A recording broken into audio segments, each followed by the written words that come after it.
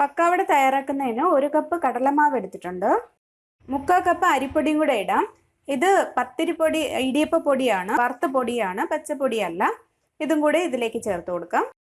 1 teaspoon മുളക് പൊടി എരിവിനനുസരിച്ച് കൂട്ടുക കുറയ്ക്കുകയോ ചെയ്യാം. 1/2 ടീസ്പൂൺ കായപ്പൊടി, 1/2 ടീസ്പൂൺ പെരിഞ്ജീരകം പൊടിച്ചത്, 1 ടീസ്പൂൺ ഉപ്പ്, 1/2 ടേബിൾ സ്പൂൺ വെളിച്ചെണ്ണ. ഇതെല്ലാം കൂടി ചേർത്ത് നല്ലപോലെ ഒന്ന് മിക്സ് ചെയ്ത് കൊടുക്കാം. ഇനി ഈ മാവിലേക്ക് കുറേശ്ശെ വെള്ളം ഒഴിച്ച് കുഴച്ചെടുക്കാം. നല്ല തിളച്ച വെള്ളമാണ്, കുറേശ്ശെ ഒഴിച്ചാൽ മതി. ഇനി ഇടിയപ്പത്തിന്റെ പരുവത്തിന് വേണം കുഴച്ചെടുക്കാനായിട്ട്. കുറേശ്ശെ വെള്ളം ഒഴിക്കാൻ ശ്രദ്ധിക്കണം. ഒരുപാട് ഒഴിച്ചാൽ പെട്ടെന്ന് ലൂസായി പോകും മാവ്. മാവ് നല്ലപോലെ മിക്സ് ആയിട്ടുണ്ട്. ഇനി ഒന്ന് തണുക്കാനായിട്ട് വെയിറ്റ് ചെയ്യാം.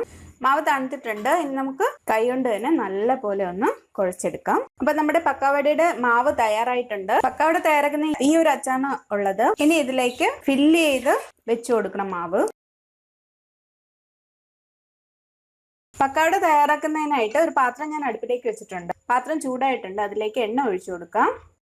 ഏതെണ്ണ വേണമെങ്കിലും യൂസ് ചെയ്യാം. എണ്ണ ചൂടായിട്ടുണ്ടോ എന്ന് അറിയാനായിട്ട് അല്പം മാവ് ഇട്ട് കൊടുക്കാം. എണ്ണ നല്ലപോലെ പാകമായി വന്നിട്ടുണ്ട്. ഇനി നമുക്ക് പക്കാവടയുടെ മാവ് ഇതിലേക്ക് പിഴിഞ്ഞൊഴിക്കാം. ഇത്രയും മതിയാവും. മീഡിയം ഫ്ലെയിമിൽ വെച്ചാൽ മതി. തീ കൂട്ടി വെക്കരുത്, പെട്ടെന്ന് കരിഞ്ഞു പോവും.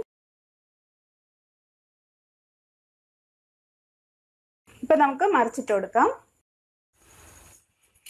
പക്കാവട നല്ലപോലെ ഫ്രൈ ആയിട്ടുണ്ട്. ഇനി നമുക്ക് പാത്രത്തിലോട്ട് മാറ്റാം.